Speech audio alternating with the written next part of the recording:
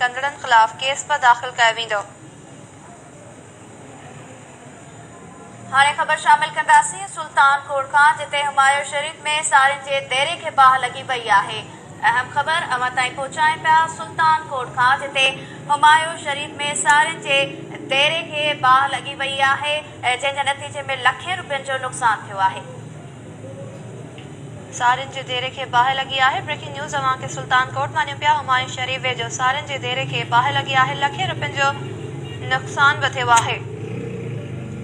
बिल्कुलु नाज़रीन, अहम ख़बर अवां ताईं पहुचायूं पिया सुल्तान कोट खां, जिते हुमायूं शरीफ़ वेझो साड़ियुनि जे देरे खे बाहि लॻी आहे, जंहिंजे नतीजे में लखें रुपयनि जो नुक़सानु थियो आहे।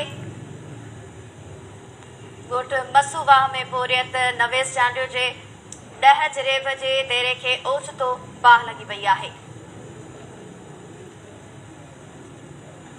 इतला बावजूद फायर ब्रिगेड अमलो न पहुतो आहे। ॻोठाणा पंहिंजी मदद पाण बाहि विसाइण में रुधल आहिनि।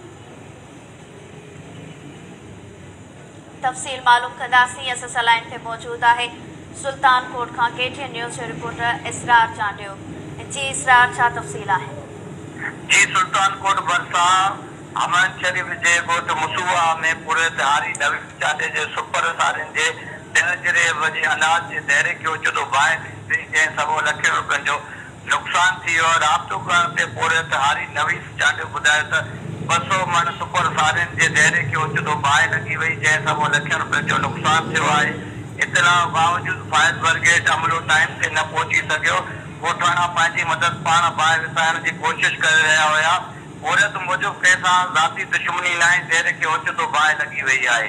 जी, वॾी महिरबानी नाज़रीन, इसरार चांडियो असांखे तफ़सील ॾिना। नाज़रीन, ही हुयूं हिन वक़्त ताईं जूं ख़बरूं। हिते वठूं था शॉर्ट ब्रेक। ऐं ब्रेक खां पोइ